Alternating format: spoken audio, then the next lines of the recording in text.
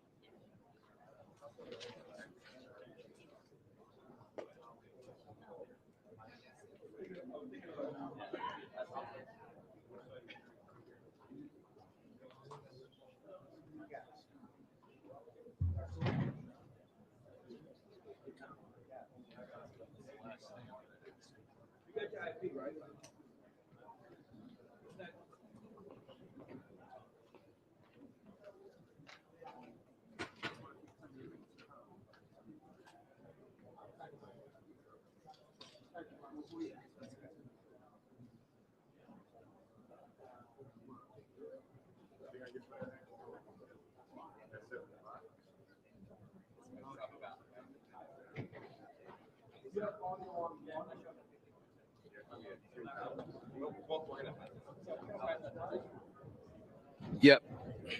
We'll just zoom out, and if we get like a little, like maybe like 10 seconds, just so we can focus up. Okay, cool.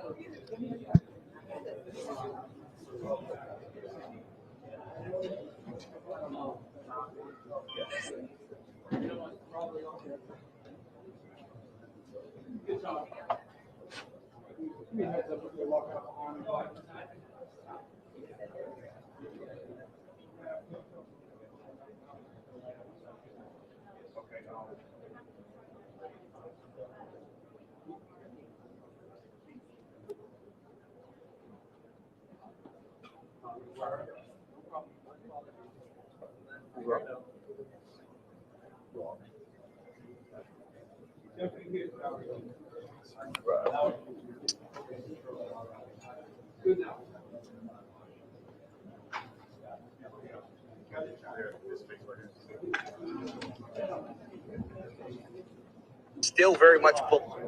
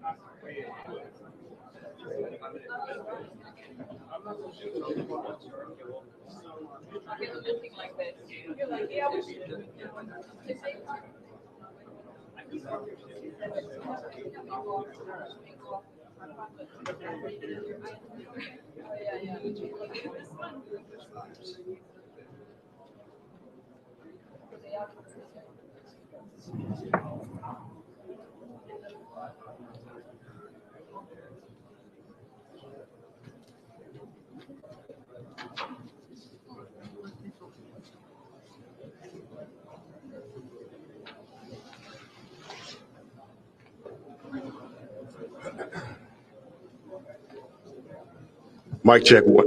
Mic check 1 2 1 2.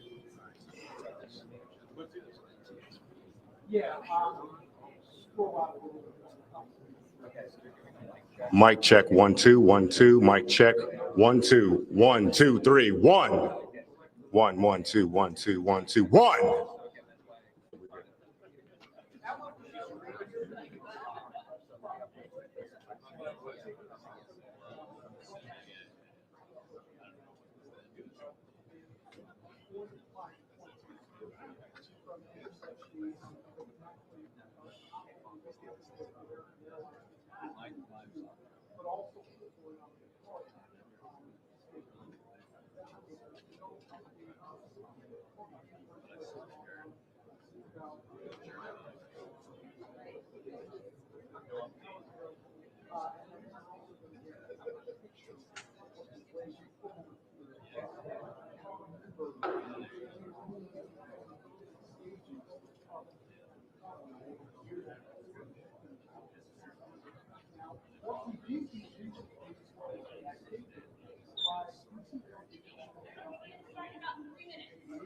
Jamie, a 3-minute warning. 3-minute warning.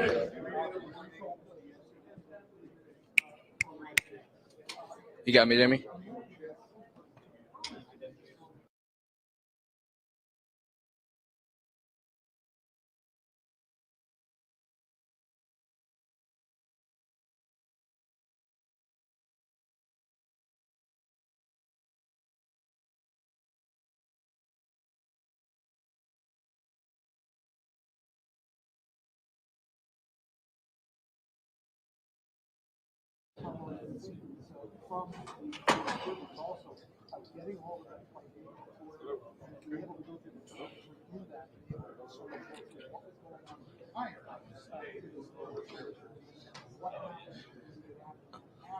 Let's call it 2 minutes until the briefing. 2 minutes.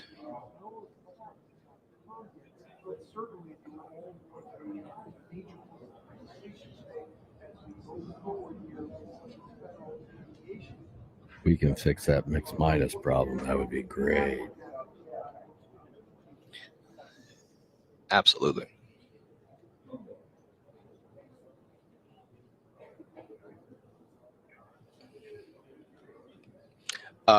Yes.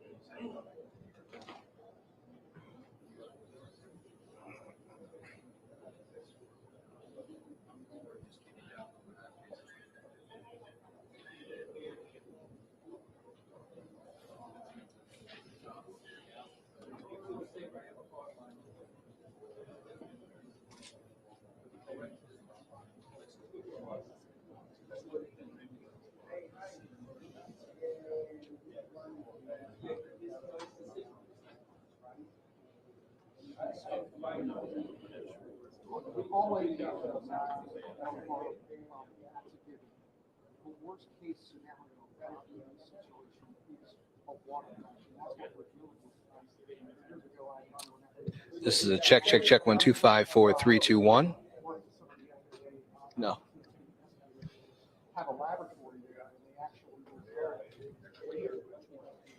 Hey, hey.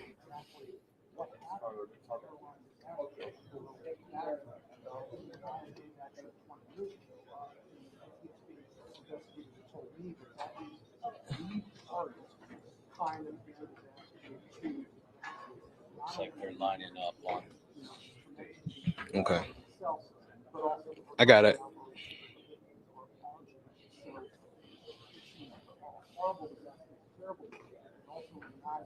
Of emergency officials, this is the worst case scenario for the air chiefs. I'm trying to decipher not only what happens, but how it happens.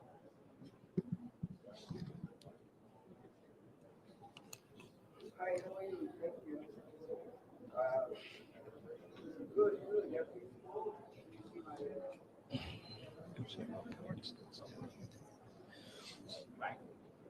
Stand by. I'm gonna sit down right now. I can still.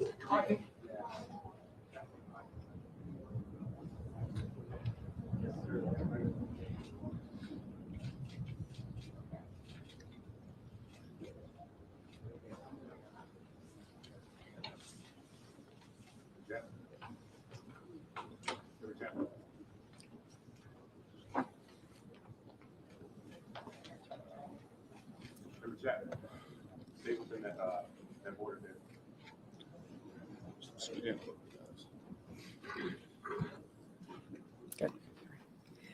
Thank you for joining us. My name is Jennifer Homendy, and I'm the chairwoman of the National Transportation Safety Board. The National Transportation Safety Board is an independent federal agency that's charged by Congress with investigating every civil aviation and serious accident and serious incident in the United States and significant events in other modes of transportation.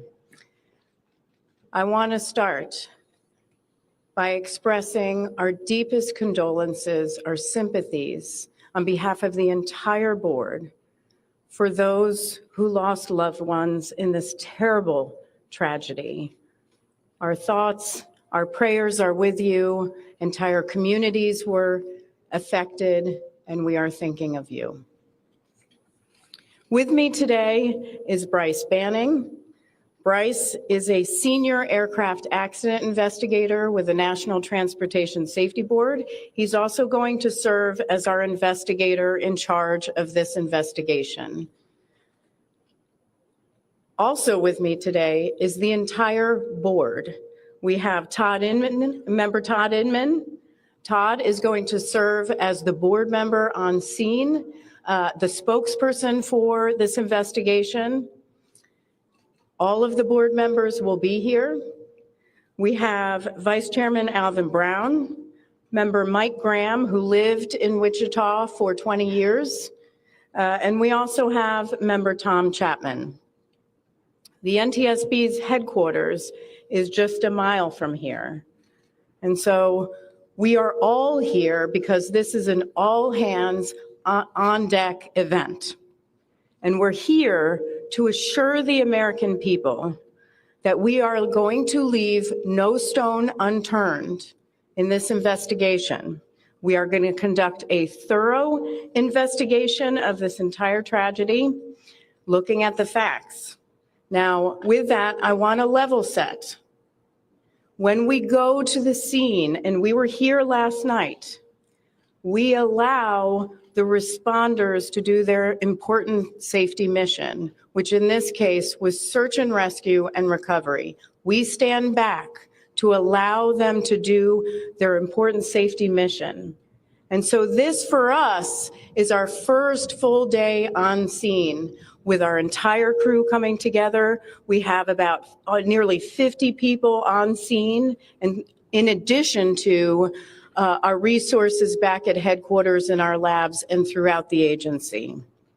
So with that said, we are not going to get into specific facts in this press conference. I want to level set here. We're going to get into our investigative process. As we are able to confirm factual information, we will provide that.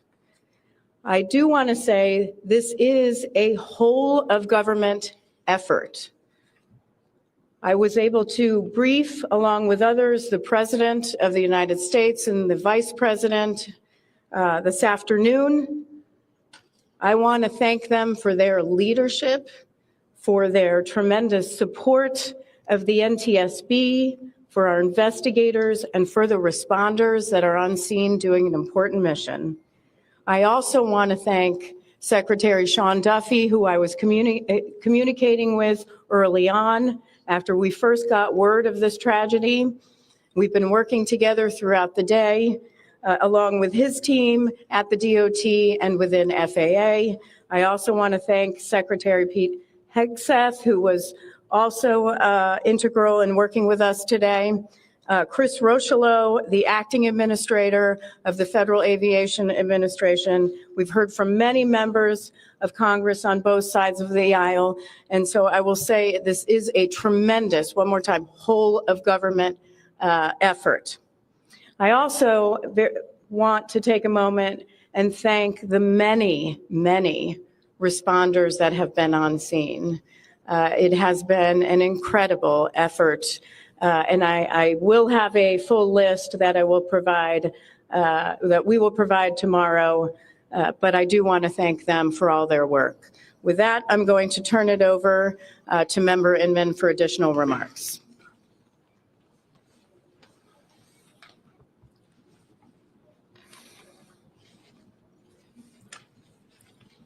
So today is our first full day on scene. Our investigative team will be on scene as long as it takes in order to obtain all of the perishable evidence and all the fact finding that is needed to bring us to a conclusion of probable cause. Our mission is to understand not just what happened, but why it happened, and to recommend changes to prevent it from happening again. Since we're just beginning our investigation, we don't have a great deal of information to share right now. We will keep you informed by giving regular updates as we learn more. Our intention is to have a preliminary report within 30 days, and the final report will be issued once we've completed all of our fact-finding and investigation.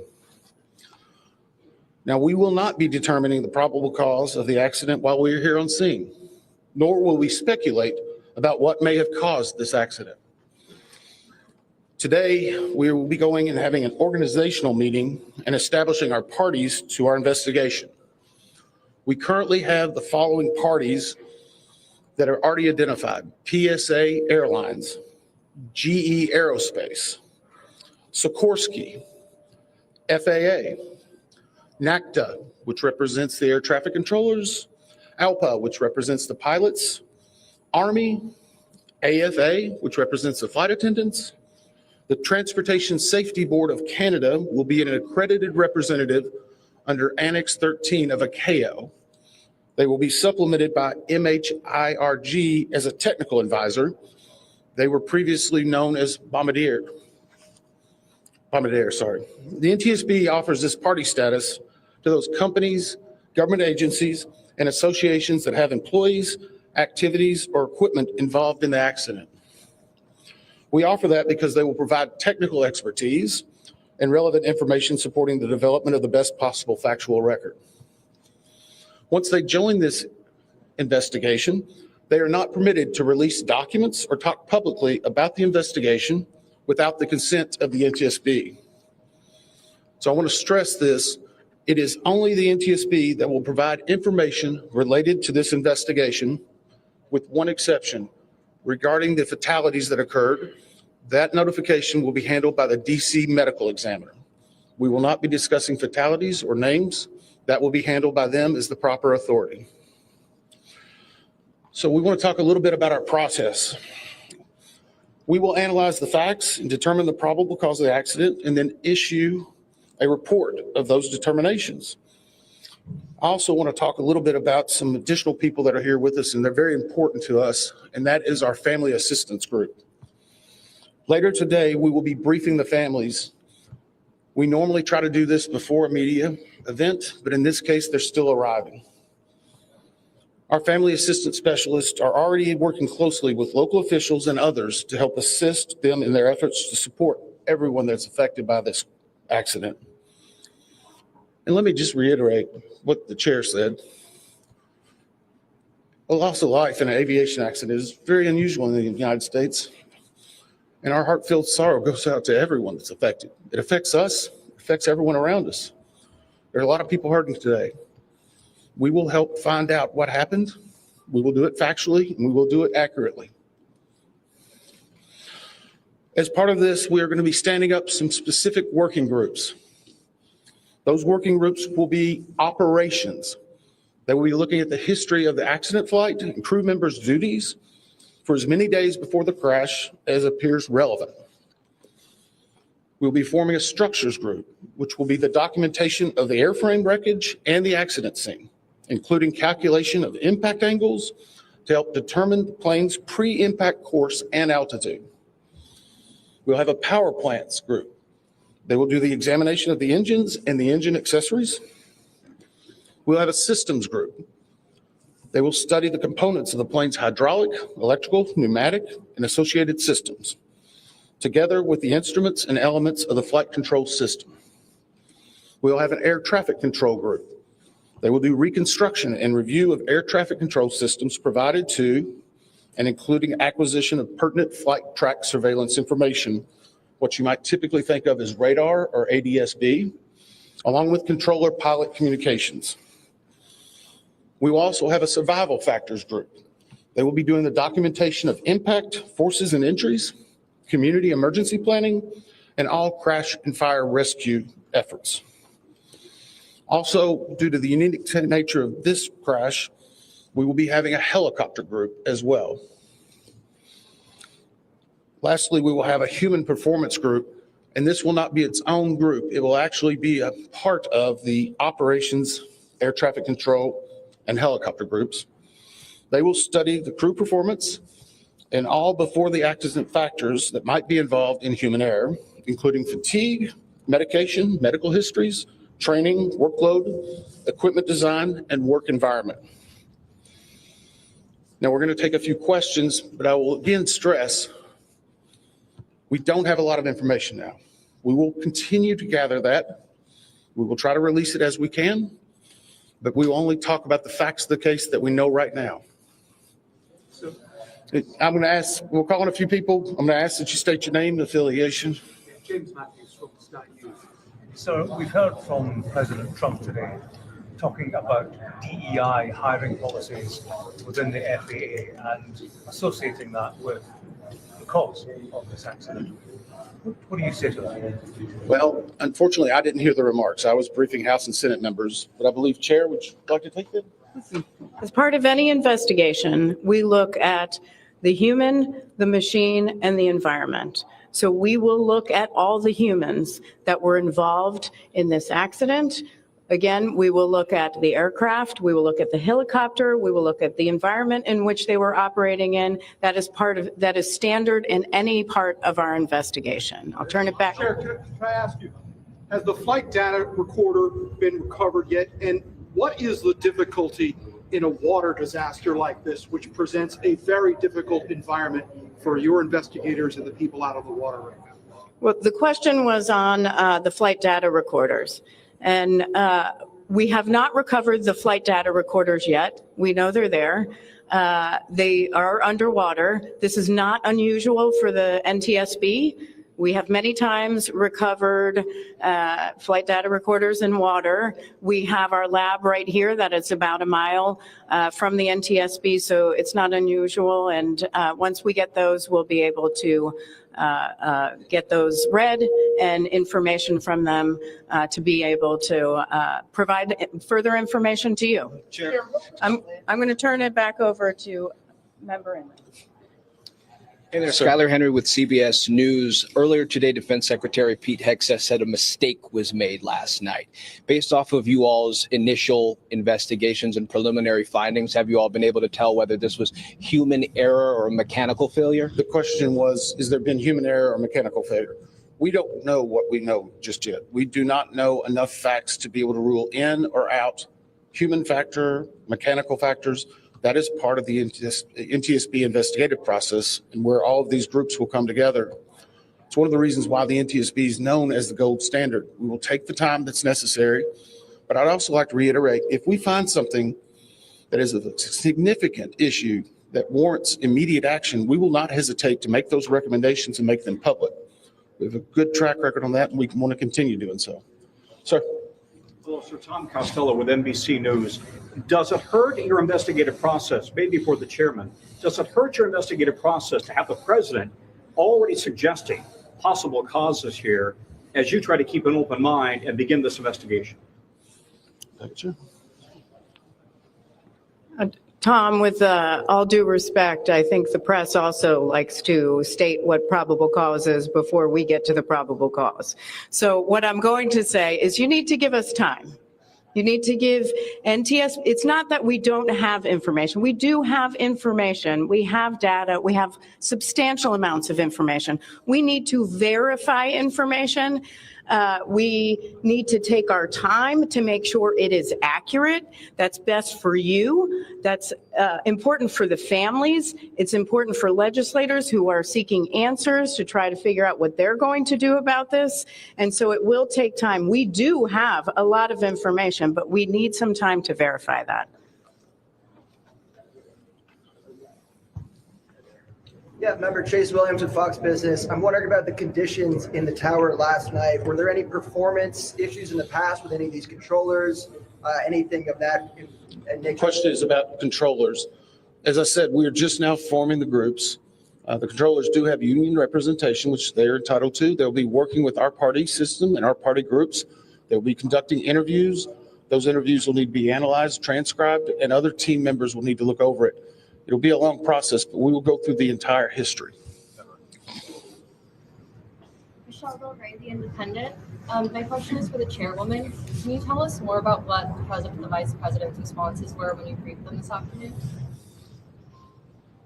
Sure. So the question was about my briefing for the president and the vice president. As is standard, we offer briefings on our process and what we know. And this was a briefing with the president and vice president and with Secretary Duffy and Secretary Hegseth and also the acting administrator of the FAA. There was discussion on what we know so far and our process, and that was about it. Madam Chairwoman, Stephanie Ramos with ABC News. Similar to Tom Costello's question, the president has stated what may have caused the crash, stating common sense. Does that affect your progress at all at this early stage? Yeah, so the NTSB, we conduct an important safety mission where we take a very careful approach. I'm sorry, the question was on speculating during investigations, which is we often hear about. What I will say is we look at facts on our investigation, and that will take some time. And at some point, we'll be able to provide that factual information, as Member Inman said, and provide that hopefully tomorrow. Hang on a second. Dave. Have you been able to retrieve the black boxes from the helicopter? Has the military decided whether they're going to read those or the NTSB? And what about the ATC tapes? Have you guys been up? So the question was about black boxes, which are referred to as black boxes, which are typically orange. We have not recovered any of the boxes involved yet. We feel comfortable and confident that we will be able to. Right now, recovery of life is probably the most important in those that were involved. I mean, there are still ongoing recovery efforts involving the fatalities involved, along with some debris is coming out as well. We will make sure that that perishable evidence is maintained. We have a great process for that. We will probably have more than one black box, so to speak. It's our understanding that the Sikorsky helicopter is equipped with some form of recording devices, and those will be read either by the DOD or by us. We have a good starting relationship with them, and we've already made agreements in order to be able to do that. So I feel comfortable in what we're going to be doing. The other question was about air traffic control. We received a very large package of information from the FAA at about 3 a.m., I believe, this morning. That is still being reviewed and analyzed. I would say there's a lot more information that usually comes in that than what you may find online and people might speculate about. And that is part of that overall process where we take the time to get the information correct and to make sure all the parties are engaged and involved and can fact check that information. One. Gabe Cohen from CNN. Can you tell me if the NTSB has reviewed this FAA internal report that has been cited by the New York Times indicating that the controller that was on duty at the time of the crash was doing a job that's usually done by two people? We have not reviewed any specific reports about the controllers at this time, at least from the leadership team. Our investigators are continuing to pull all that information, their personnel records, their files, where they were at, whether they were fatigued. All that information will be part of that investigative process. But right now, we can't speculate on anything that may have been reported in the media until we get the opportunity to validate and understand how it impacts the investigation. We're going to take just a few more questions. Follow up on that. Sir? Yeah, Oren Khan, Zebra Magazine. What's the process and logistics like of bringing the families in? Are they coming into the airport? And how are you going to sort of treat the sensitivity of bringing to the place where this tragedy happened? So the question is about the families. And many of those families are still en route. Some are still being notified from both the military and from the commercial crash. There is a family assistance facility that's being stood up by American and PSA Airlines in Bethesda, Maryland. They've already been working on that, standing it up. Our team from our disaster assistance team has also been coordinating with them. We plan on briefing them. It is customary that at some point, if the families wish to go to part of the accident site, that we would arrange such a thing, but it will only be when we know that it's safe, we have the correct perishable evidence, and we can do it in the proper modesty that should be for those family members. It will be a little bit of a process, but it will take some time. Sir, to follow up on the air traffic control system. No. Sir, are you? I know that Marielle Carbone with DC News Now. We've heard from some witnesses that they saw people were able to come down the slides of the plane. Has there been any indication that people made it off the plane into the water? Well, again, we will not speak to the fatalities. The DC medical examiner will, but I think the DC fire chief this morning very succinctly said correctly that we believe there are no survivors. What's their off the plane? Like, did they even get out of the plane? Last question. So hang on one second. Right now, we're going through the debris fields. Nothing we've seen would indicate that maybe slides or chutes were deployed. It was a very quick, rapid impact. But we've seen nothing in that regard so far from the evidence we had, but we still need to verify all of that information. One more question? Jeff Cook, ABC News. Go ahead. Jeff Cook, ABC News. What do you know about the altitude of the helicopter at the moment of impact? And can you talk about the procedures for such helicopters in that area? The question was about the helicopter procedures. And in DC, it's kind of a unique environment. We've been getting briefed more and more by the FAA. I'm not an air traffic control specialist, but they're actually helicopter zones, if you will, or tracks. And this one was transiting, I believe, from track 1 to 4 as part of their normal procedure. If you live in DC, you see a lot of helicopters going down into this area. So there's a very well-defined system in that regard. As far as altitude, until we get the additional information, we can't validate or basically corroborate any of that until we get more of the electronic data and the data that's on the plane. I do want to clarify one question that also came about cell phones. You know, in today's age and time, a lot of electronics and other devices do contain a lot of different information. We've found on a number of our accidents that we actually are notified through a smartphone that may sense that. As part of our process, we will obviously treat all of the effects of the deceased with dignity. We are already starting to pull that information together.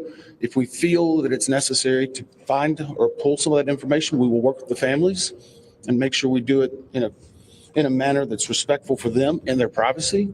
But right now, we don't have any plans specifically on that amount, on that area until we need to. Thank you very much.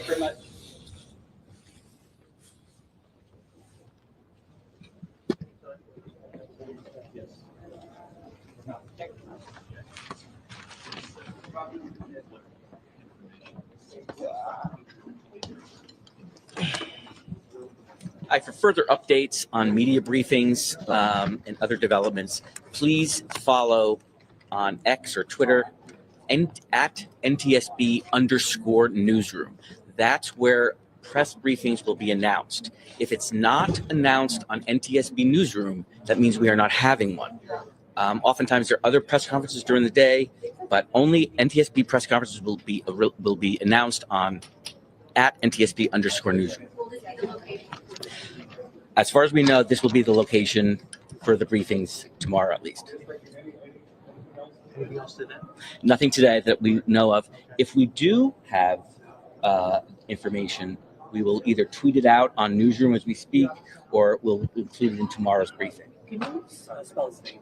Sure. It's NTSB board member Todd Inman. TODD. IN is in Nancy, M is in Mary, AN.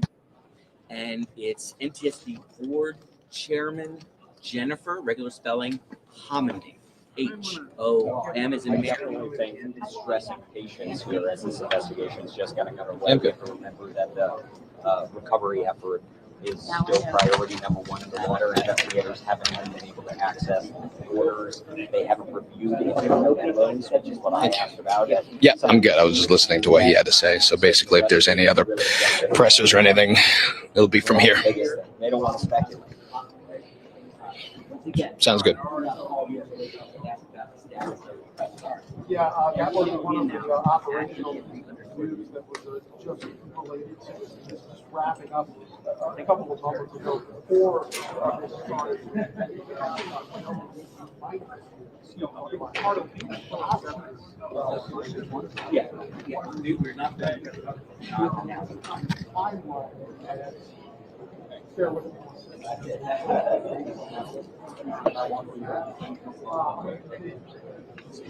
Okay, the sound, sorry. Little out of here, sorry. One of the things we were expecting yesterday was Ronald Reagan Airport. So when the utilities went out today, one of the first things she said was they were not giving times, places, elements, things like that. Extensively, what we heard here and now units moving forward. In this focus, we are right now, the time is about 15 minutes after 3 o'clock. The priority is still public. So the NTSB, while they are on site and on at the scene, primary job right now is that recovery job, recovering of the victims from this area. Now, there were also points today about President Trump had said that he was early in the briefing about whether the diversity, equity, and inclusion programs are playing a role in this accident. The chairman of the NTSB, Jennifer Homendy, was asked about that, and she answered. And she said one of the things that the NTSB looks at. This one? So they power of the aircraft and of the American military. Yeah.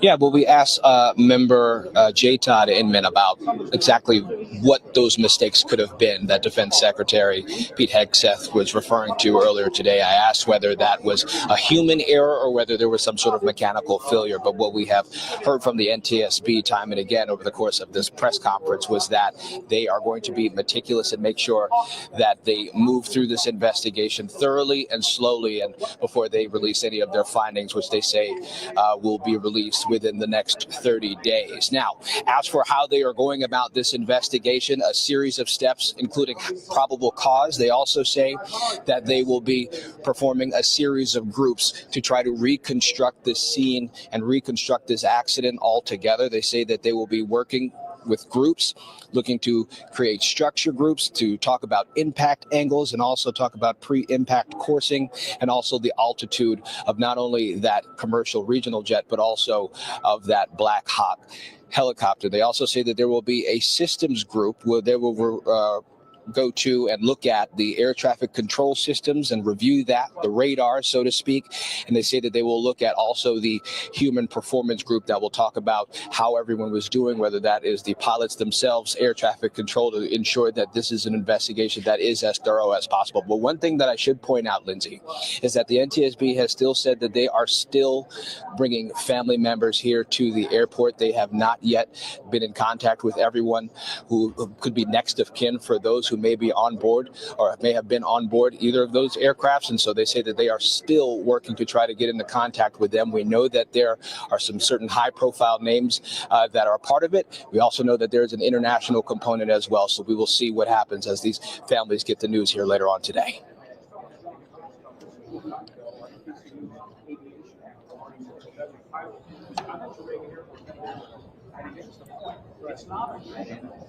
You bet.